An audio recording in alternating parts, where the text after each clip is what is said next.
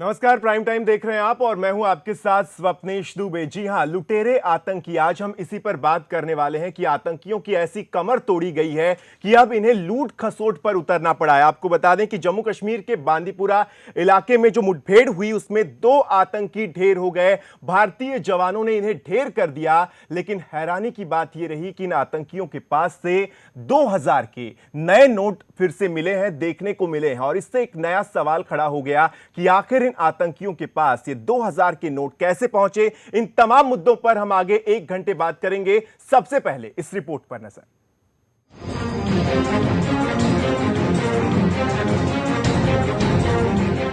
PM Modi के नोटबंदी के फैसले से जहां काले धन पशुओं की नींद उड़ गई है, वहीं कश्मीर में बैठे अलगाववादी नेता और उनके समर्थकों के चुप्पी साधने से ये साफ जाहिर होता है कि ये सारे फिलहाल ठन ठन गोपाल हैं, क्योंकि पाक के जाली नोट छापने के दिन चले गए।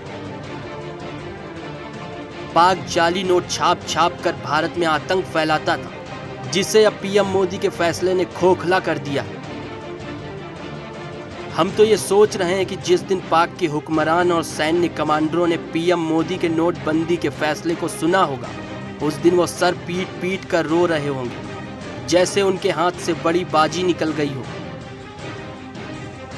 दरअसल हम बात कर रहे हैं इन आतंकी दरिंदों की और उनकी बदली रणनीति की, जिन्होंने नोट की कमी को पूरा करने के लिए अब लूटपाट को अंजाम देना शुरू कर दिया।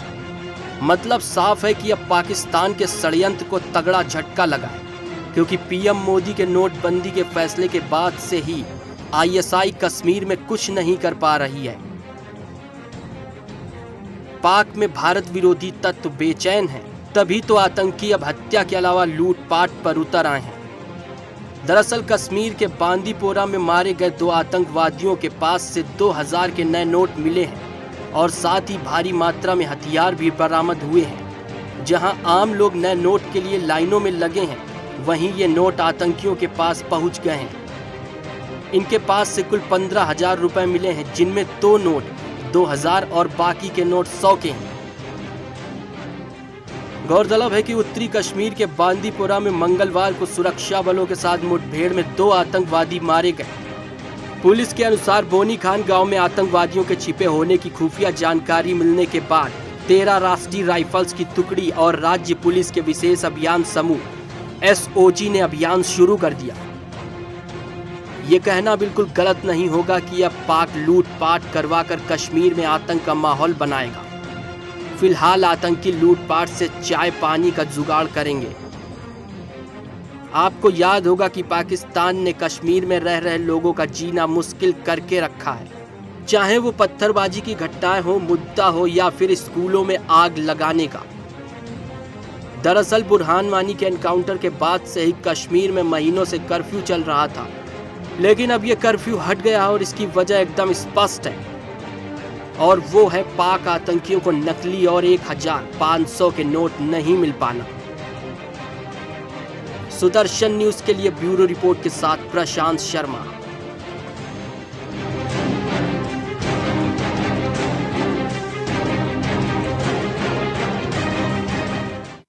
तो कश्मीर के ये लुटेरे आतंकी आपने देखे। इस रिपोर्ट में हमने आपको ये बताने की कोशिश की कि कैसे आतंकी अब लुटेरों की शक्ल में निकलकर सामने आ रहे हैं। लेकिन 4:23 पर आज जो खबर सामने आई वो अपने आप में बर्बरता दिखाती है पाकिस्तान की। जम्मू कश्मीर के माचिल में 3 जवान शहीद हुए, जिसमें एक भारतीय जवान के शव को शत विक्षत किया गया। उस शव के साथ बर्बरता की गई और इसीलिए पूरा देश आज एक स्वर में कह रहा है कि माचिल का बदला लो। तो ये 2 मुद्दे हैं जिन पर आज हम प्राइम टाइम में बात करेंगे। हमारे साथ अहम हमारे गेस्ट पैनल बैठ गए हैं। बीडी मिश्रा साहब, रक्षा विशेषज्ञ, एसपी सिन्हा साहब हमारे साथ मौजूद हैं। आप दोनों का बहुत बहुत स्वागत है। और सबसे पहले मैं इसी माचिल की घटना पर आप दोनों की पहली प्रतिक्रिया चाहूंगा, क्योंकि यह बर्बरता दिखाती है कि पाकिस्तान पर कितना गहरा प्रभाव हुआ है। नोटबंदी से पाकिस्तान समर्थित जो आतंकवाद है वो किस तरह से उसकी कमर टूट गई है। एसपी सिन्हा साहब, देखिए, ये जो पाकिस्तान की इतनी शर्मनाक जो हरकत हुई है जी, इस पे पाकिस्तान को शर्म आना चाहिए। और मैं कहना चाहता हूं कि पाकिस्तान इस तरह से बौखला क्यों रहा है। जिनेवा कन्वेंशन के तहत जी, युद्ध की भी एक कोड ऑफ कंडक्ट परिभाषित है। यदि प्रिजनर ऑफ वॉर भी कोई सिपाही बनता है जी। तो उसको भी कैसे ट्रीट करना है वो भी परिभाषित है। तो एक ऐसा कायर देश जिसकी फौज नपुंसक हो, मैं बहुत कड़े शब्दों का इस्तेमाल कर रहा हूं और जान के इस्तेमाल कर रहा हूं, होशो हवास में कर रहा हूं, एक कायर देश की नपुंसक फौज इस तरह से यदि हिंदुस्तान के वीर सिपाहियों की इस तरह से शरीर की दुर्गति करती है तो ये बहुत निंदा का विषय है और बहुत शर्मिंदगी वाली बात है जी। और ये इसलिए करती है क्योंकि पाकिस्तान आर्मी एक कार आर्मी है।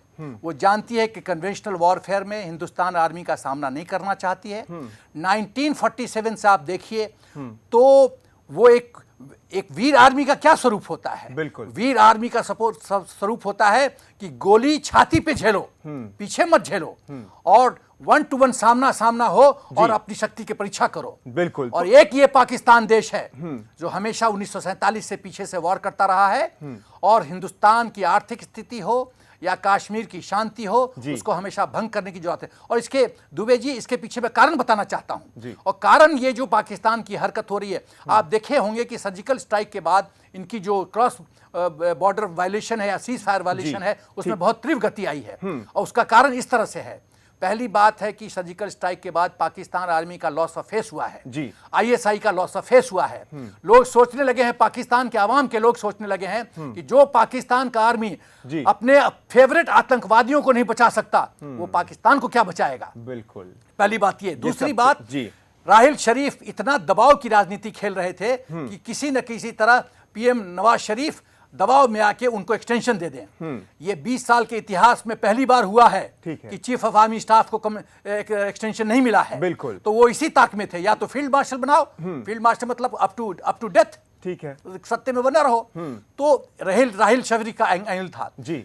जो लिखी है जो पनामा लीक्स हुआ है, विफी लीक हुआ है, उसके अनुसार जो नवाज शरीफ पे करप्शन चार्जेस की उंगली उठाई गई है वो भी एक मुद्दा है। बिल्कुल। चौथा, इमरान खान जो प्रेशर दबाव बना रहा है। एसपी सिन्हा साहब, अब ये इस मुद्दे पर मैं आगे आऊंगा। आपने 3 पॉइंट्स कहे और सबका मतलब ये है कि पाकिस्तान की एक खिसियाहट है और पाकिस्तान से अब कोड ऑफ कंडक्ट की क्या उम्मीद कर सकते हैं? जिस देश को सामने से हमला करना नहीं आता उससे हम कोड ऑफ कंडक्ट की क्या उम्मीद करेंगे? ये भी सबसे बड़ा सवाल है। खैर, बीडी मिश्रा साहब, आपकी मैं पहली प्रतिक्रिया चाहूंगा क्योंकि पूरा देश एक स्वर में कह रहा है कि अब माछिल का बदला तो लेना पड़ेगा क्योंकि ये बार बार बर्बरता जो है वो स्वीकार नहीं की जाएगी, चाहे वो पीछे से ही क्यों ना हो। वार तो हो रहा है। पहली बात तो मैं थोड़ा सा बैकग्राउंड बताना चाहूँगा। जहाँ जनरल एसपी सिन्हा ने छोड़ा है वहीं से मैं लिंकअप करूँगा। बात यह है कि जनरल राहिल शरीफ ये बहुत ही वहाँ पर पॉपुलर हो गए हैं और पॉपुलर इसलिए हो गए हैं वहाँ के अवाम में, वहाँ की जनता में और वहाँ के पत्रकारों में भी। मैंने मीडिया पर भी लोगों को सुना क्योंकि इनका जो ऑपरेशन है काउंटर इंसर्जेंसी का इनके वेस्टर्न बॉर्डर पर ज़रब अज़्ब, वो बहुत ही सक्सेसफुल ऐसा इन्होंने एक प्रोजेक्ट किया है और जनता इसको आवाम वहाँ की बिलीव भी कर रही है जी।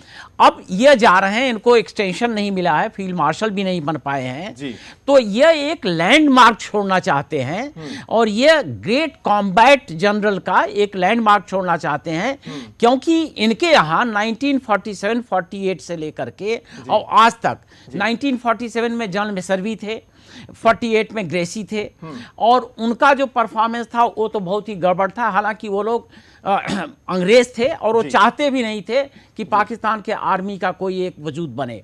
लेकिन 1965 में field marshal Ayub Khan head of the state थे, खुद भी एक जनरल थे और उनको 65 में हाजी पीर पास तक खोना पड़ा। 71 में जनरल याहिया खान और MK नियाजी ये दोनों ने मिलकर अपने देश को तोड़वा दिया भारत की सेना के द्वारा। और 1999 में जनरल परवेज मुशर्रफ जिन्होंने की ऑपरेशन लॉन्च किया था कारगिल में, उनको बहुत ही शर्मनाक तरीके से उनके सैनिकों को फील्ड छोड़ना पड़ा। तो ये जो अभी एक्शन हुआ है ये एक्शन मैं ये समझता हूं कि राहिल शरीफ और ISI ने मिलके एक इनका हाई पेडेस्टल जनरल का वो बनाना चाहते हैं कि देखो जाते जाते भी मैंने इंडिया को भी मात दिया है। तो क्या 8 दिन बाकी हैं उनके रिटायरमेंट में, आज 8 दिन बाकी हैं। मैं एक बात और कहना चाहूंगा कि इन 8 दिन में हाँ। हमको और भी सतर्क रहना है, हाँ। और offence is the best defence ये हमको करना है। जी बीडी मिश्रा साहब, आपकी बात से एक बात जोड़ दूं कि उत्तरी का सेना के उत्तरी कमान की ओर से यह आधिकारिक रूप से अभी अपडेट निकलकर सामने आ रही है। अपने दर्शकों को भी बता दूं कि वहां से साफ तौर से कहा है कि ये जो हमला किया गया है, जो सेना के जवान के शरीर को शत विक्षत किया गया है, इसका बदला लेंगे, बहुत जल्द लेंगे, ये कहा गया है बीडी मिश्रा साहब उत्तरी कमान की ओर से। यह आधिकारिक अभी बयान सामने आया है। मैं तो ये कहता हूं कि यह तो उत्तरी कमांड ने कहा हुआ है जी। हमारे जो chief of the army staff हैं जनरल दरबीर सिंह, वो भी यही कहते हैं। हाँ। हमारे डिफेंस मिनिस्टर हैं पर्रिकर साहब, वो भी कहते हैं। हाँ। और हमारे प्राइम मिनिस्टर, इनका तो मुद्दा ही यही है जी। कि हम पाकिस्तान को, इंडिया को कोई क्षति पहुंचाने नहीं देंगे। अगर वो क्षति पहुंचाने की कोशिश करेंगे तो उनको ब्लडी नोज देंगे। ये तो अब हमारी पॉलिसी 2.5 साल से बन गई है। बिल्कुल। तो इसमें तो कोई शक ही नहीं है। लेकिन एक बात मैं और कहना चाहूंगा कि जो इनका एक अभी हमारे उनके रेंजर्स और हमारे बीएसएफ के बीच में जो फायरिंग हो रही थी, जो हमारी कैजुअलिटी हो रही थी और जो उनकी भी हुई थी, ये फायरिंग से हुई थी, ये गन बैटल थी जी। और अभी जो हुआ है ये इनका बॉर्डर एक्शन टीम का है। इनके बॉर्डर एक्शन टीम में आर्मी भी होती है, इनके इंटेलिजेंस एजेंसीज के लोग होते हैं, रेंजर भी होते हैं, और सबसे ज्यादा लश्कर तैयबा के लोग होते हैं। और ये लश्कर तैयबा के लोग इसमें शामिल होते हैं। और इनके यहाँ जब इंडियन सोल्जर की बॉडी म्यूटिलेट करते हैं तो इनके लिए प्राइज है जी। 10 लाख की इनको प्राइज दी जाती है। 10 लाख रुपए 10 लाख का प्राइज मनी दिया जाता है। देखिए अपने आप में ये बड़ी बात है। ये चीजें जो कंबाइन करके कर रहे हैं, हाँ। मैं समझता हूं कि लार्जर देन लाइफ की इमेज देना चाहते हैं। लार्जर देन लाइफ ये कहीं भी नहीं रुक पाएंगे। लार्जर देन लाइफ की इमेज देने के चक्कर में इनका खुद ही तख्ता पलट ना हो जाए, ये तमाम संभावनाएं निकलकर सामने आ रही हैं, रिपोर्ट्स इस तरह की सामने आ रही हैं। लेकिन एसपी सिन्हा साहब, जो बीडी मिश्रा साहब ने कहा, बीडी मिश्रा साहब का कहना है कि एक लार्जर देन लाइफ एक तरह की पिक्चर क्रिएट करने की कोशिश हो रही है। कहीं राहिल शरीफ जो जाने वाले हैं, जिनका 29 नवंबर को वो अपना पद छोड़ने वाले हैं, तब तक वो चाहते हैं कि मैं ऐसा हीरो बन जाऊं कि पाकिस्तान मुझे सदियों तक याद रखे, जो होने से रहा। लेकिन ऐसा तो नहीं है कि कहीं सर्जिकल स्ट्राइक का बदला लेने के लिए लगातार किया जा रहा है, क्योंकि साफ तौर से जो आंकड़े बताते हैं, आंकड़े ये कह रहे हैं कि सर्जिकल स्ट्राइक के बाद 75 बार सीमा पार से फायरिंग हुई है, सीजफायर का उल्लंघन हुआ है, और अब जैसे सेना के जवान के साथ उनके शव के साथ बर्बरता की गई, क्या ये सर्जिकल स्ट्राइक का बदला लेने के पीछे से तरीका तो नहीं है? ये दुबे जी, जो ब्रिगेडियर मिश्रा साहब ने कहा और जो आपने ये प्रश्न उठाया है जी, इस दोनों कड़ी को मैं जोड़ना चाहूंगा जी। और कड़ी ये है कि पाकिस्तान की आर्मी और आईएसआई का एग्जिस्टेंस इसी आधार पे है जी। हेट इंडिया और इंडिया हिंदुस्तान को तबाह करो, ये उनकी पॉलिसी है। आपको जान के ताज्जुब होगा कि पाकिस्तान में foreign policy, internal security, defence, army की हुकूमत चलती है, आर्मी पॉलिसी डिसीजन लेता है, पाकिस्तान का प्रधानमंत्री नहीं लेता। तो जिस देश में आर्मी इतनी पावरफुल है और आर्मी ने एक इमेज बना रखा है कि पाकिस्तान के नेता हैं वो काबिल नहीं है और पाकिस्तान का भविष्य और वर्तमान पाकिस्तान आर्मी और आईएसआई के ही हाथ में सुरक्षित है, ये उन्होंने छवि बना रखा है। तो जब सर्जिकल स्ट्राइक के पास दो बातें हैं मैं जोड़ना चाहूंगा। बिल्कुल, जरूर। जब सर्जिकल स्ट्राइक के द्वारा पाकिस्तान आर्मी की छवि लॉस होती है, जब बॉर्डर पे मौजूदा सरकार फुल फ्रीडम देती है पैरामिलिट्री फोर्सेस को, फौज को, कि जो उपयुक्त उत्तर है बॉर्डर पे वो दो। पहले का माहौल नहीं है कि एमओडी से क्लियरेंस लेना है, गोली का जवाब दो गोली के देने के लिए, ऐसा माहौल नहीं है। तो जब इस तरह से अब है टिट फॉर टैट, अब वो तो और एक स्टेप और आगे है, तुम एक गोला फायर करोगे, हम 4 गोला फायर करेंगे। और यदि हम यही रेशियो मेंटेन करें, अभी हमारे एक जवान की मतलब जो 3 जवान में से एक मरा है, उसको ब्रूटली ट्रीट किया गया है, म्यूटिलेट किया गया है। हम लोग का ये मकसद होना चाहिए कि पाकिस्तान आर्मी को 4 जवान को पकड़ो और म्यूटिलेट करो। जब पाकिस्तान आर्मी के समझ में आएगी कि जो कुछ भी करेगा रेशियो यही रहेगा 1:4, बिल्कुल, तब होश ठिकाने आएगा। बिल्कुल। और एक चीज मैं बताना चाहता हूं, पाकिस्तान जो बार बार इस घमंड में रहता है कि न्यूक्लियर शील्ड, न्यूक्लियर वेपन जो उसके पास है, 130 न्यूक्लियर बम है जी, उसके तहत तो हिंदुस्तान को ब्लैकमेल करता रहेगा। चलिए एसपी सिन्हा साहब, हमारे साथ एक कॉलर भी जुड़ गए। हमने फोन लाइन खोलकर रखी है सुदर्शन न्यूज की, जिसपे तमाम कॉलर्स जुड़ रहे हैं। एक कॉलर हमारे साथ जुड़ गए हैं। जी नमस्कार, आप अपनी राय दे सकते हैं इस हमारे कार्यक्रम में कि ये जो लगातार जो माछिल में हुआ है उसका बदला किस तरह से लिया जाए, आपकी राय? सैन्य विशेषज्ञ बैठे हुए हैं, मैं पूछना चाहता हूं, मैं इलाहाबाद से बोल रहा हूं जी, कि ये जैसे ही छत विछत 100 करते हैं तो हम इनके भी अगर जो सैनिक पकड़े या इनके मारे उनका सर हम क्यों नहीं काट? यही कहा है एसपी सिन्हा ने, अभी यही कहा है। और कुछ अगर आप पूछना चाहें? चलिए, उनका ये सवाल सीधा था कि क्यों ना हम भी वही करें जो पाकिस्तान करता है, लेकिन इसीलिए भारत और पाकिस्तान में फर्क है। लेकिन आर पार की लड़ाई तो अब करनी ही पड़ेगी, क्योंकि बहुत हुआ पीछे से वार। तो बीडी मिश्रा साहब, आपको क्या लगता है? क्योंकि एसपी सिन्हा साहब कह रहे हैं, अभी तक हमने जो डिबेट किया उसमें यह निकलकर सामने आया कि हमें भी वही करना पड़ेगा जो पाकिस्तान की ओर से किया जा रहा है। क्या आप इससे सहमत हैं? क्या आप ये समझते हैं कि हमें भी उनके जवानों को पकड़ के उनके जो शव है उनके साथ वही म्यूटिलेशन करना चाहिए जो हमारे जवानों के साथ हो रहा है, या फिर आपका कोई और पक्ष है? जनरल एसपी सिन्हा साहब ने शुरू में एक अच्छा बैकग्राउंड दिया और उन्होंने ये बताया था कि इंडियन आर्मी की जो ट्रेनिंग है, जो इंडियन आर्मी के ऑपरेशन के कॉन्सेप्ट हैं और जो इंडियन आर्मी के प्रिजनर्स ऑफ वॉर या वुंडेड सोल्जर्स के बारे में कॉन्सेप्ट हैं, वो जिनेवा कन्वेंशन के हैं और इसलिए अभी तक हम यही फॉलो करते रहे हैं। लेकिन हमारे यहाँ एक कहावत भी है, सठे साठ्यम समाचरित। ये कहावत के माने ये हैं कि अगर आपका दुश्मन बदमाश है तो आपको भी उसी लेवल पर आना पड़ेगा और कोई ऑप्शन नहीं है। आपको कोई ऑप्शन नहीं है और आप यहाँ पर अहिंसावादी नहीं हो सकते हैं और आप ये भी नहीं हो सकते हैं कि डूज एंड डोंट्स क्या हैं। बिल्कुल, आपको ऑल आउट जाना पड़ेगा। और मैं ये भी समझता हूँ कि जहाँ तक पाकिस्तान के इन स्क्रिमिशेस का सवाल है जो कर रहे हैं बॉर्डर पर, इसका ये खत्म होने का नहीं, क्योंकि जब तक पाकिस्तान रहेगा ये करते रहेंगे, क्योंकि वहाँ के आर्मी की, खास तौर से आर्मी की, उनकी जो अहमियत है और उनकी जो अस्मिता है वो इसीलिए है क्योंकि भारत और पाकिस्तान के बीच में रिश्ते कड़वे हैं। और अगर जिस दिन भी ये रिश्ते ठीक हो जाएंगे, नवाज शरीफ हो सकता है कोशिश किया हो, हालांकि हमको यकीन नहीं है नवाज शरीफ हैं, लेकिन मुझे शराफत थोड़ा कम लगती है, बिल्कुल नहीं लगती वैसे, हमको यकीन नहीं है।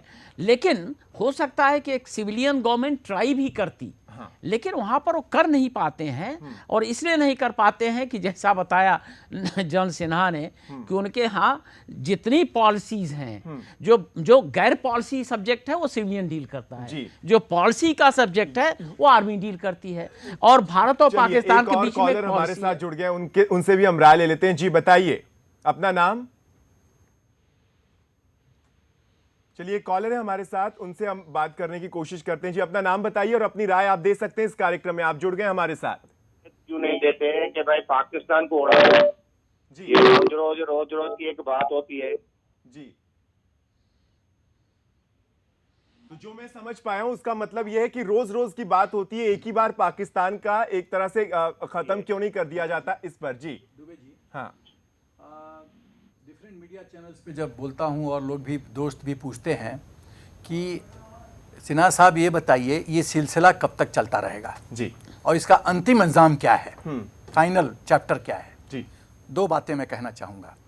जो फाइनल चैप्टर है कि पाकिस्तान से के साथ एक युद्ध इनएविटेबल है, उसको ज़्यादा दिन तक हम पोस्टपोन नहीं कर सकते और जितना जल्दी हो उतना बेहतर है, क्योंकि 1947 से ये हम शरीर में ये विष को झेल रहे हैं। बिल्कुल। यदि शरीर में गैंग्रीन हो तो उस हिस्सा को काट देना चाहिए।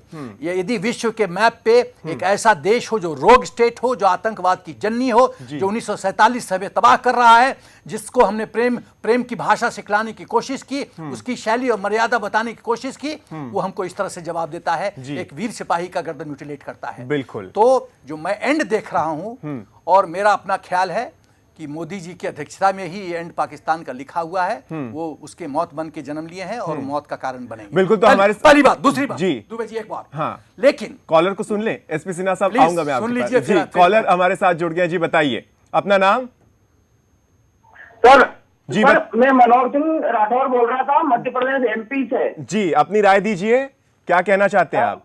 भाई साहब, मैं ये कहना चाहता था कि अगर सेना में अगर कम पड़ते हो तो हम और राजपूत तो जाने के लिए तैयार हैं। जितने राजपूत चाहिए मैं एमपी से लाके नहीं, हम आपकी सेना जाने के बहुत लिए तैयार हैं। मजबूत है। बाकी बहुत बहुत आपकी शुक्रिया। सेना बहुत आप लोगों मजबूत का है। यही धन्यवाद, जज्बा जो धन्यवाद। है, इसी धन्यवाद। जज्बे की वजह से भारतीय सेना मजबूती से सीमा पर काम कर रही है। आप लोग इसी तरह से समर्थन करते रहिए तो ये सेना जो है जितनी है उतनी ही काफी है पाकिस्तान पर। एक छोटे से ब्रेक पर जाएंगे और ब्रेक पर से आने के बाद एसपी सिन्हा साहब और बीडी मिश्रा साहब मैं आऊंगा, हम बात को पूरा करेंगे। तो माचिल का बदला जरूर लिया जाएगा। एक छोटे से ब्रेक के बाद चर्चा जारी है।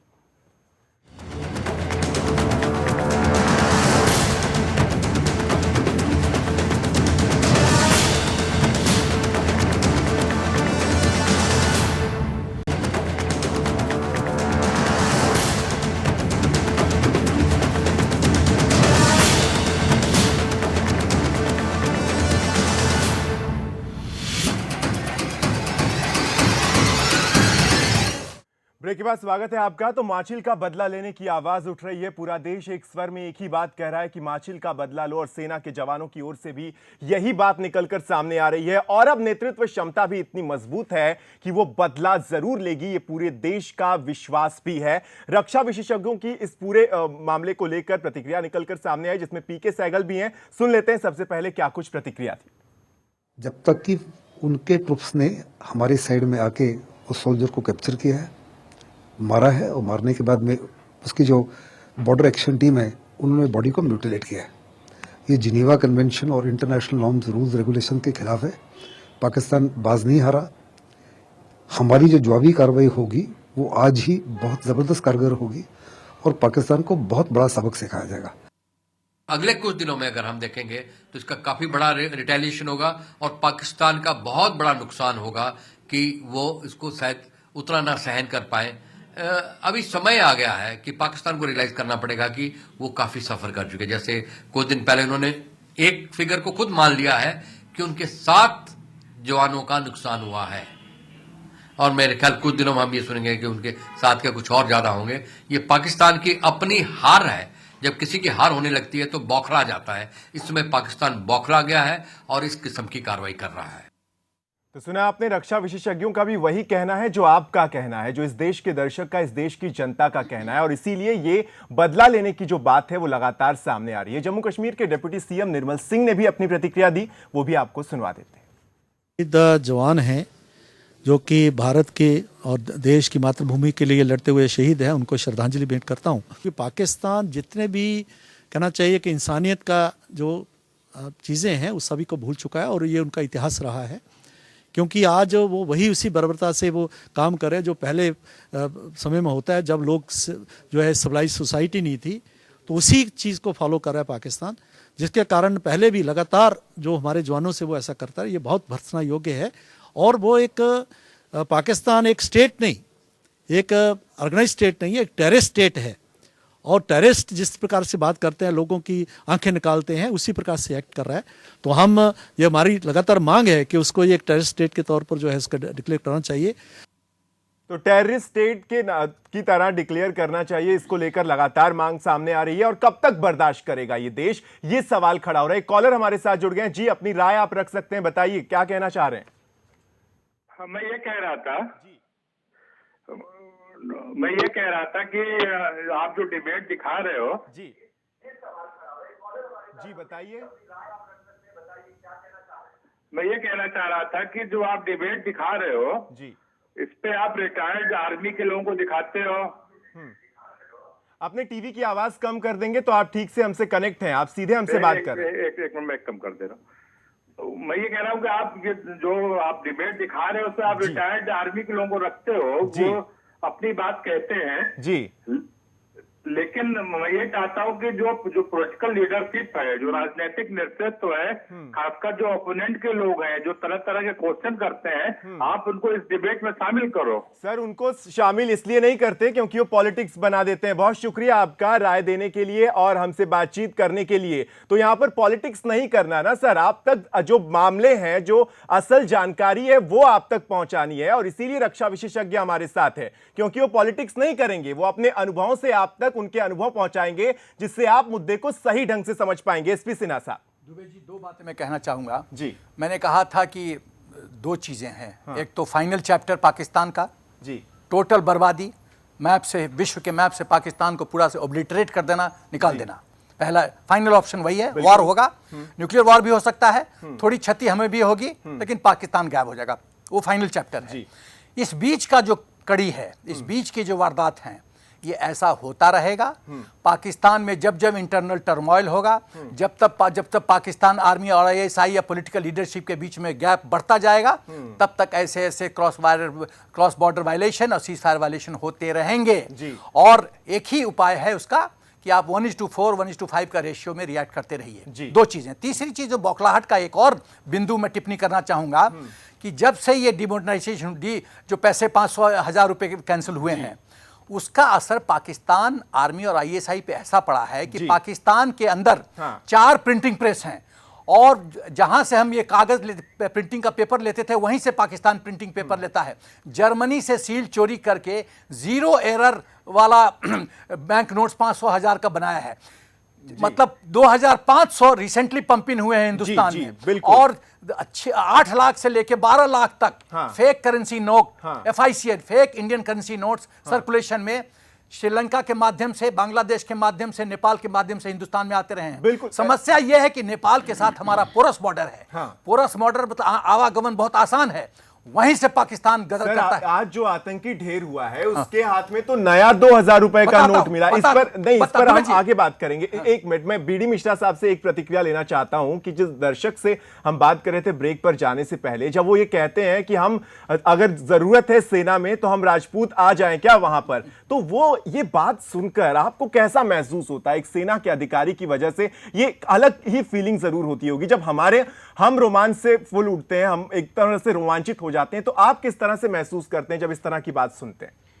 मैं तो उन कॉलर की बड़ी इज्जत करता हूं, और मैं समझता हूं कि भारत में 125 करोड़ जो जनता है, सब इसी तरीके के हैं, और ये अपने को वॉलंटियर कर रहे हैं। बहुत बड़ी बात है, बहुत अच्छी बात है। और ये चीज़ें जो हैं, यही सबसे मेन फैक्टर हैं जो सेना का मोराल ऊपर रखती हैं, जो सेना को ये उत्साह देती हैं कि किसी भी विषम परिस्थिति में किस तरीके से धैर्य को रख के वीरता दिखाई जाए। और इन कॉलर का मैं साधुवाद करता हूँ।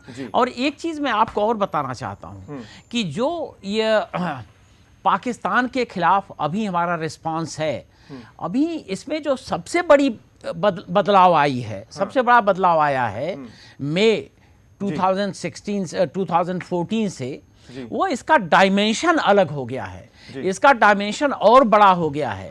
और 15 अगस्त को जब प्रधानमंत्री मोदी जी ये कहते हैं कि बलूचिस्तान के जनता हमको थैंक्स देती है, तो ये जो डायमेंशन है, ये पाकिस्तान का एक विघटन का डायमेंशन ऐड हो गया है। और सिर्फ वही नहीं, यहाँ पर जो चाइना पाकिस्तान इकोनॉमिक कॉरिडोर बन रहा है, उस पर इतना बड़ा आघात होगा कि ये वार के फाइटिंग से भी ज्यादा उनको असर डालेगा। और मैं ये भी समझता हूं कि अगर वार हुई तो इसमें निश्चित है कि हम इनको बिल्कुल डिफीट देंगे। लेकिन वो डिफीट, ये हम 71 में उनको डिवाइड किए थे, फिर 99 में इन्होंने अटैक कर दिया। 99 में फिर इनके जितने लोग मारे गए, इन्होंने तो कफन भी नहीं दिया उनको, उनका जनाजा भी नहीं वहां पर उठाया, और फातिहा भी नहीं पढ़ा। हम लोगों ने उनको दफन किया। लेकिन मैं ये कहना चाहता हूं कि ये 10-11 साल में भूल जाते हैं, और जब ये भूल जाते हैं तो उनको रिमाइंड करना पड़ता है। अभी जरूरत यह है कि ऐसी बात करी जाए जो कि ये भूल न सके अगले 30 साल। और ये प्रक्रिया शुरू कर दी है मोदी जी ने। कौन सी बात? वो बलूचिस्तान को एक इंडिपेंडेंट स्टेट बनाना, पाकिस्तान को आइसोलेट करना, एक तरह से आइसोलेट तोड़ना। आप तोड़ना शब्द का इस्तेमाल कर रहे हैं, साफ तौर से बीडी मिश्रा साहब कह रहे हैं कि तोड़ना। लेकिन बीडी मिश्रा साहब, जब आप वॉर की बात करते हैं तो उड़ी हमले के बाद भी यह कहा गया था कि वॉर होना चाहिए, आर पार की लड़ाई होनी चाहिए, उसमें पाकिस्तान को उसकी जगह पता चल जाएगी। हालांकि जगह ही नहीं बचेगी तो पता क्या चलेगा, लेकिन उसके बावजूद पाकिस्तान को जो वॉर है उसमें सीधी शिकस्त होगी। लेकिन आखिर ये वॉर क्यों नहीं हो पा रहा है, इसके पीछे क्या वजह आप समझ रहे हैं? आखिर क्यों ये जो है इतनी अच्छी नेतृत्व क्षमता है आज इस देश के पास, उसके बावजूद वॉर में दिक्कत क्या आ रही है? आपका अनुभव क्या कहता है? बीडी मिश्रा साहब और उसके बाद एसपी सिन्हा साहब, दोनों का मैं इस पर प्रतिक्रिया जरूर चाहूंगा, इस वॉर पर। मैं ये समझता हूं जी कि मोदी जी जब प्राइम मिनिस्टर बने थे तो उन्होंने ये कहा था कि सबका साथ सबका विकास।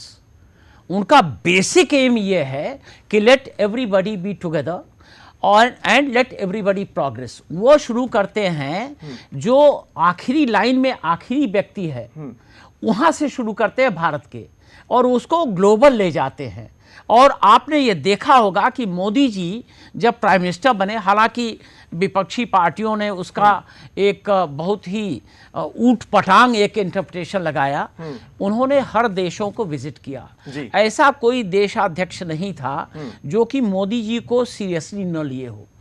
तमाम माने कि आज के दिन तक ऐसा कोई हमारा प्राइम मिनिस्टर बाहर नहीं गया जिसको इतना सीरियसली लिया गया हो जितना मोदी जी को लिया गया। वो जो उनका इन्वेस्टमेंट है, उस इन्वेस्टमेंट को वो बखूबी इस्तेमाल करना चाहते हैं सबके भलाई के लिए और अपने देश के प्रोग्रेस के लिए। वार एक डेंजरस प्रोपोजिशन है, लेकिन ये तमाम सिचुएशन में अनअवॉइडेबल होता है। तमाम सिचुएशन में 71 में अनअवॉइडेबल था, 47 में अनअवॉइडेबल था।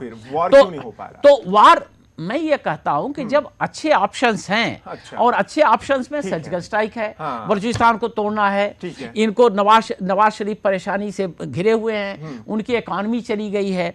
आपको मालूम होना चाहिए कि 9 नवंबर को जब इनके currency, Indian fake currency printing press में लोग गए तो वहां पर न तो किसी आदमी की अटेंडेंस लगी, न तो कोई आदमी डेस्क पर गया, और न तो वहां पर प्रिंटिंग प्रेस की कोई हरकत हुई। वहां पर रिट्रेंचमेंट हो रहा है। अब ये जो वहां छटनी हो रही है, तो आप ये बताइए कि किस तरीके से पाकिस्तान परेशान है। बिल्कुल, इस देश की जनता भी आपको लगातार सुन रही है और इसीलिए लगातार हमारे साथ जुड़ रहे हैं। एक कॉलर हमारे साथ जुड़ गए। एसपी सिन्हा साहब, मैं आपके पास आऊंगा, उससे पहले कॉलर से बात कर लेते हैं। जी बताइए। जी, मुझे ये कह रहा है कि ये जो एनजीओ फंड करते हैं बहुत सारे जी आतंकवादियों को, उस पर बैन लगना चाहिए। जैसे एम्नेस्टी इंटरनेशनल है या और तो ये तीसरा सीतरवाड़ वगैरह का एनजीओ, ये सब पे भी तो बैन लगना चाहिए। जो मीडिया वाले उसको करते लेते हैं, ब्लैक का बाइट करके भी वेतन लेते हैं इससे, जैसे इंडिया टुडे की राजनीतिक संस्था, इंडिया वगैरह। जी नाम जी, बहुत शुक्रिया आपका। तो ये कई मीडिया चैनल्स पर ये कह रहे हैं कि काले धन को लेकर जो है इन पर भी बैन लगना चाहिए। एसपी सिन्हा साहब, अब आपकी मैं प्रतिक्रिया चाहूंगा। 2 बातें। जी, आपने बॉक्सिंग गेम कभी खेला है या मैच वॉच किया है? बिल्कुल देखा। जब नॉकआउट किया जाता है तो पहले प्रतिद्वंदी को धीरे धीरे बॉक्सिंग, हल्का बॉक्सिंग मार के एक कॉर्नर में लिया जाता है और उसके बाद नॉकआउट पंच दिया जाता है जो कि फैटल होता है। उसके बाद अप टू 10 काउंट कीजिए, वो उठ नहीं पाता। मोदी जी वही कर रहे हैं। पहले वो बॉक्सिंग गेम में पहले जो उनकी लोगों ने छवि बना रखी थी कि फॉरेन अफेयर्स उनका फेलियर होगा, पूरे विश्व में हिंदुस्तान का झंडा फहरा दिया। बिल्कुल, ओबामा को बैरक कह के बुलाते हैं और उसको माय डियर फ्रेंड बोलते हैं। पुतिन के साथ वही रिश्ता, ऑस्ट्रेलिया पीएम के साथ वही रिश्ता। तो उन्होंने एक जो छवि हिंदुस्तान के पूरे विश्व में फैला दी, वो बहुत सराहनीय है। तो जो आउटर सरकमफ्रेंस था उसको उन्होंने धीरे धीरे घेरना शुरू किया। और जैसे चाणक्य ने चंद्रगुप्त को कहा था कि यदि तुम्हारी दृष्टि सेंटर में लगी हुई है तो जो खिचड़ी खा रहे हो वो गर्म है, तो पहले जो सरकमफ्रेंस पे खिचड़ी है पहले उसको ठंडा करके खाओ और तब सेंटर में अटैक करो। तो हमारा जो सेंटर है वो पाकिस्तान की बर्बादी है, वो हमारा सेंटर है। बिल्कुल। और उसको उस एम को अचीव करने का तरह तरीका है। सॉफ्ट ऑप्शंस हैं, डिफरेंट ऑप्शंस हैं, डिप्लोमेटिक, कोवर्ट, ओवर्ट, जो भी है ऑप्शन, इकोनॉमिक ऑप्शंस है, वाटर वॉर ऑप्शन है, बलूचिस्तान ऑप्शन है, पीओके ऑप्शन है। हम ये पैरेलल करते रहे, लेकिन हमको फाइनल नॉकआउट पंच के लिए तैयार रहना है जी। और वो है फाइनल नॉकआउट के लिए तैयार रहेंगे। इस देश की जनता भी तैयार है, इसीलिए हमारे साथ लगातार जुड़ रहे हैं। जी बताइए, आप हमारे साथ जुड़ गए, अपनी राय रखिए। जी बताइए। जी हेलो जी, आप अपनी बात कह सकते हैं, हमारे साथ जुड़ गए आप। हेलो जी बताइए, आपको आवाज आ पा रही है हमारी?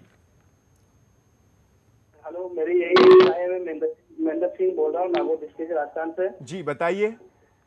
तो मेरी यही राय है कि जो पाकिस्तान बार बार जो ये सीज फायर उल्लंघन कर रहे हैं, जो हमारे फौजियों जो बार बार सर काट लेते हैं, कभी कुछ इसमें थोड़ा हमको उधर बहुत बड़े वैसे मेरे नारा की टाइप ऐसा हो रहा है, हमारे फील हो रहा है कि हम भी पाकिस्तानी को मुंह तोड़ के जवाब दे सकते हैं, लेकिन हम क्यों नहीं दे पा रहे जवाब? इसका कारण तो होगा कुछ कि हम हमारे पास कुछ भी हाथ में नहीं है कि हम उनको वापस जवाब भी दे सकते हैं। कभी हमारा सर काट के लेके जाते हैं, कभी कुछ भी। तो हम हमारी फौज के लिए साथ में हैं। हम चाहे तो फौज अगर आज भी अगर फौज युद्ध का ऐलान करे तो हम कल भी बॉर्डर पे आने के लिए तैयार है साहब। लेकिन जो ये कायदा हम देख रहे हैं पाकिस्तान कर रहा है, उसमें हमारा बहुत खून खोलता है, मतलब इतना खून खोल रहा है कि हम। जी, बहुत शुक्रिया आप लोगों का ये राय देने के लिए। आप लोग चेहरे पर खुशी ला देते हैं। हमारे साथ जो दो रक्षा विशेषज्ञ बैठे हैं उनके भी चेहरे खिल जाते हैं जब आप इस तरह की बात करते हैं। एसपी सिन्हा साहब, ये बार बार जो बयान आते हैं, ये प्रतिक्रिया, बयानबाजी तो अलग है, जो राजनीतिक प्रतिक्रिया है उस पर तो हम बात ही नहीं करेंगे क्योंकि उसमें उलझते हैं तो मुद्दे से भटक जाते हैं। लेकिन जो ये बातें सामने आती है दर्शकों की, जैसे मैंने बीडी मिश्रा साहब से भी पूछा कि जब ये इस तरह की बातें सुनते हैं तो उन्हें कैसा महसूस होता है, क्योंकि हम बर्दाश्त कब तक करेंगे ये जनता भी सोच रही है, क्योंकि वो लगातार ऐसी खबरें देखती है और उसके बाद उसके मन में सवाल जरूर है कि बर्दाश्त कब तक करेंगे, आखिर कब हम आर पार की लड़ाई करके पाकिस्तान को उसकी जगह दिखा देंगे। दुबे जी, मैं ये कहना चाहता हूं कि इस देश की ये का इतिहास रहा है कि यदि नेतृत्व कुशल रहा है तो पूरा देश, और यदि पूरे देश को समझ में आ जाता है कि ये राष्ट्र हित में काम हो रहा है तो पूरा देश एक पांव पे खड़ा हो जाता है। दो उदाहरण देना चाहूंगा। जब लाल बहादुर शास्त्री ने कहा फूड का शॉर्टेज हुआ था तो उन्होंने कहा एक दिन उपवास करो, पूरा हिंदुस्तान उपवास करने लग गया था और हम फूड प्रॉब्लम को समस्या को खत्म किए थे। तो जब इस तरह से आम आवाम के लोग इस तरह से निष्ठा और श्रद्धा और लॉयल्टी दिखाते हैं फौज की तरफ और राष्ट्र की तरफ, तो छाती फूल के एकदम 56 इंच का हो जाता है और लगता है कि जो हमारे देश के जो एक्चुअल सत्ताधारी हैं वोट तो वो करते हैं, सत्ता में वो लाते हैं, तो एक्चुअल जो पावर सेंटर है वो राष्ट्र हित के पूरे भावना से वो ओट-पोट है, पहली बात। और एक और एग्जाम्पल मैं देना चाहता हूँ। 71 वार में अपनी आंखों से देखा हुआ है। दिल्ली से जब ट्रेन चलती थी और जब तिनसुखिया तक जाती थी, हर एक स्टेशन पे लोग लिफाफा, मिठाई, खाने का डिब्बा और हिंदुस्तान जिंदाबाद, भारत माता की जय और फौज जिंदाबाद का नारा लगाते थे। ये है हमारे देश की राष्ट्र भावना, ये हमारा स्ट्रेंथ है। तो जो विषमता भी है, डिफरेंस ओपिनियन है, अलग रिलीजन्स हैं, अलग कास्ट है, अलग बिलीफ्स है, अलग पूजा सिस्टम है, लेकिन जब राष्ट्र की बात आती है और जब इस तरह से लोग सोच का प्रदर्शन करते हैं तो छाती गर्व से फूल उठता है और तब लगता है कि हिंदुस्तान का वर्तमान भी उज्जवल है और भविष्य भी उज्जवल रहेगा। बिल्कुल, ये जो अनुभव है ना, ये रोंगटे खड़े कर देते हैं जो आप ये बताते हैं ये चीजें, और इसी वजह से जो लोग ये सवाल करते हैं कि पॉलिटिकल लोग यहां पर क्यों नहीं है, उनके लिए जवाब है कि ये अनुभव आप पॉलिटिकल पार्टी से नहीं सुन सकते, उनकी सियासत की बातें बस सुनेंगे आप। हमारे दर्शक, हमारे कॉलर हमारे साथ जुड़ गए हैं। जी बताइए, आप अपनी राय रख सकते हैं, हमारे साथ जुड़ गए आप। जी, अपनी राय दीजिए, क्या कहना चाह रहे हैं आप? हाँ सर, नमस्कार जी बताइए। हाँ सर, ऐसे कह रहा हूँ जी हेलो जी, आप अपने टीवी की आवाज को कम कर दीजिए, आप सीधे हमारे साथ जुड़ गए हैं। हाँ सर, जालौर जिले से भिलवाड़ से प्रकाश बिश्नोई बोलूं। जी, आप अपनी राय दीजिए, आप क्या कहना चाह रहे हैं? सर, मैं ऐसे कहता हूँ कि पाकिस्तान दुष्ट को सर्जिकल स्ट्राइक दोबारा करने पड़ेगा। बिल्कुल पड़ेगा। और अभी हम विष्णु समाज हमारे सेना के साथ में खड़े रहकर और दुष्ट का सामना करेंगे। बिल्कुल, बहुत शुक्रिया आप लोगों का। आप लोग लगातार जो है सेना का मनोबल बढ़ा रहे हैं, सेना को और मजबूत कर रहे हैं, और इस देश की जनता ही है जो सेना को मजबूत करती है। और एक सर्जिकल स्ट्राइक की जरूरत है। अगर सरकारें सुन पा रही हैं, अगर सरकार के नेता प्रवक्ता देख पा रहे हैं तो देखें, ये जनता की आवाज है, इसे आपको सुनना चाहिए, क्योंकि जब जब जनता की आवाज को नकारा गया है तब तब सरकारें पीछे गई हैं, और इसीलिए सरकार को सुनना चाहिए। सरकार को इस आवाज को मुख्यता से एक तरह से आगे जाना चाहिए। बीडी मिश्रा साहब, आप कुछ कहना चाह रहे हैं? ऐसा है कि मैं अश्योर करना इनको चाहता हूं कि जो हमारा आज के दिन में राजनीतिक नेतृत्व है वो इस बार सर्जिकल स्ट्राइक इनको नहीं देगा, इनको एक और बड़ी स्ट्राइक देगा जिससे कि ये उभर ना पाएं, क्लोरोफार्म में ही रहें काफ़ी दिन तक। तो मैं ये समझता हूं कि इनको अभी सर्जन की नाइफ से नहीं दिया जाएगा, अब कुल्हाड़ी से दिया जाएगा। अब कुल्हाड़ी से मार होगी इनको, आपकी बार कुल्हाड़ी की मार। जी हाँ, कुछ मैं आंकड़े देना चाहता हूँ। जी जरूर, ये आंकड़े बहुत महत्वपूर्ण हैं। जी, उसके बाद हम आतंकवादी को जो 2000 के नोट थे उस पर भी थोड़ी देर चर्चा। जब भी हम एक दूसरे से लड़ते हैं तो एक दूसरे का शक्ति और वीकनेस जानना जरूरी है। शक्ति की बात करें, पाकिस्तान की पॉपुलेशन है 19.32 करोड़, हिंदुस्तान का 125 करोड़। आर्म फोर्सेस का स्ट्रेंथ है पाकिस्तान का 6.17 लाख, हमारा है 14 लाख। रिजर्विस्ट है पाकिस्तान में 5.13 लाख, हमारा है 9.60 लाख। डिफेंस बजट है 8.26 बिलियन पाकिस्तान का लेटेस्ट, हमारा है 52.2 बिलियन डॉलर्स, यूएस डॉलर्स।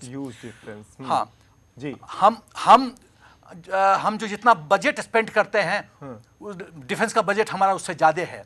यदि आप टैंक्स की बात कीजिए और बाकी हथियारों का बात कीजिए तो भी उसमें आपको बहुत फर्क नजर आएगा। बिल्कुल कि यदि आप टैंक्स की बात करें तो हमारे पास टैंक्स, पाकिस्तान के पास टैंक्स है 2924, हमारे पास है 6464, उसके पास है FV 2828 और हमारे पास 6704। आप एयरक्राफ्ट की बात कीजिए, उसके पास 847, हमारे पास 178। तो कहने का मतलब है मेरे पास लंबी लिस्ट है, लेकिन आप जो ये एक सैंपल मैंने तुलना दिया, हर एक क्षेत्र में हम पाकिस्तान से आगे हैं। और वही नहीं, आप फौज को छोड़ दीजिए, आप 125 करोड़ की आबादी को सिर्फ एक पुलिस का डंडा दे दीजिए और बोलिए पाकिस्तान पर चर्चा, हम उनके लिए भारी पड़ेंगे। हम उनके लिए भारी पड़ेंगे। और एक कॉलर हमारे साथ जुड़ गए हैं। जी बताइए, अपनी राय रख सकते हैं, आप सीधे जुड़ गए हमारे साथ। हेलो जी, आप अपनी बात कह सकते हैं, बताइए। सर मैं जी बताइए। अपने टीवी की आवाज को कम कर लीजिए, आप सीधे हमारे साथ जुड़ गए, आप टीवी की आवाज को कम। जी सर, मैं हरियाणा से बोल रहा हूँ। जी, अपनी बात कहिए। सर हम दो भाई, हम भी बॉर्डर पे जाने के लिए तैयार हैं सर। जी बहुत शुक्रिया आपका। रक्षा विशेषज्ञ हमारे साथ लगातार मौजूद हैं, जिन्होंने अपने पूरे जीवन को फौज के नाम किया। वो आपकी बात को सुनकर मुस्कुरा जरूर रहे हैं, उनको गर्व हो रहा होगा आपकी बात पर। चलिए, बहुत शुक्रिया आपका हमारे साथ जुड़ने के लिए। तो अब हम बात करना चाहते हैं जो आतंकवादी मारा गया, एसपी सिन्हा साहब और बीडी मिश्रा साहब, जो आतंकवादी मारा गया उसके पास से 2000 रुपए का नोट मिला।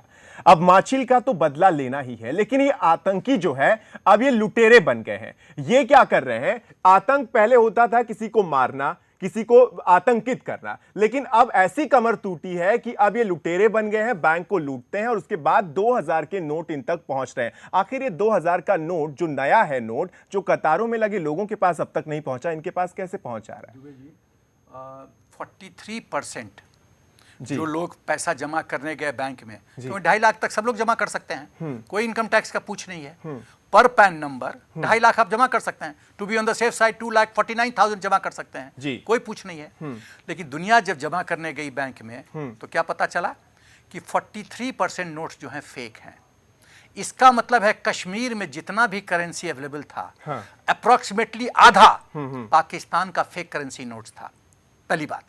तो दूसरी बात, जब करेंसी का अभाव हो जाता है और जब इस तरह से आम आवाम में ये फैलती है बात कि सब ये नकली नोट हैं, तो अब आतंकवादियों, पाकिस्तान के वेलविशर्स, स्लीपर सेल्स के पास विकल्प क्या है? विकल्प का है कि उनके भी दोस्त यार हैं, उनके भी हैं सिंपैथाइजर हिंदुस्तान में बैठे हुए, जम्मू कश्मीर, तो वो अपना आधार कार्ड दिखा के 2,500 विड्रॉ कर लेते हैं, चाहे तो एटीएम से जाए या 4,500 या 4,000 बैंक से विड्रॉ कर लें और वो आतंकवादियों को दे दें। तो बड़ा सिंपल सिस्टम है ये। लेकिन बहुत गंभीर बात है एसपी सिन्हा साहब, क्योंकि ये जो आतंकी हैं ये लश्कर तैयबा के आतंकी बताए जा रहे हैं। पुलिस के मुताबिक अगर हम बात करें तो ये लश्कर तैयबा के आतंकी है। इसका मतलब ये जो नोट है ये हाफिज मोहम्मद सईद तक पहुंच रहे हैं, जकीउर रहमान लखवी तक पहुंच रहे हैं। तो बीडी मिश्रा साहब, इसे रोका कैसे जाए? आतंकियों तक पहुंचने से इन्हें रोका कैसे जाए? क्योंकि सिंपैथाइजर्स तो हैं, उन्हें आप कैसे पकड़ेंगे, उन्हें आप कैसे चिन्हित करेंगे, ये सवाल है। रोका कैसे जाए आतंकियों तक ये जो नए नोट हैं वो पहुंचने से? देखिए, ऐसा है कि जब पाकिस्तान की ISI या गवर्नमेंट की ऑर्गेनाइजेशन है, जो लोग नोट प्रिंट करते थे पाकिस्तान में, तो नोट प्रिंट करते थे तो 38 रुपए एक नोट पर उनका खर्च पड़ता था। बिल्कुल। और उसको वो तकरीबन 25% प्रॉफिट पर हाफिज सईद, दाऊद इब्राहिम, लखवी, मसूद अजहर इनको देते थे। इनकी ऑर्गेनाइजेशन लाके डिस्ट्रीब्यूट करती थी। कुछ बांग्लादेश में जाता था। बांग्लादेश वाले तृणमूल कांग्रेस के, मैं नेम कर रहा हूं, तृणमूल कांग्रेस का जो वर्कर्स हैं उनको देते थे, पॉलिटिकल पार्टीज को, और इस तरीके से आता था।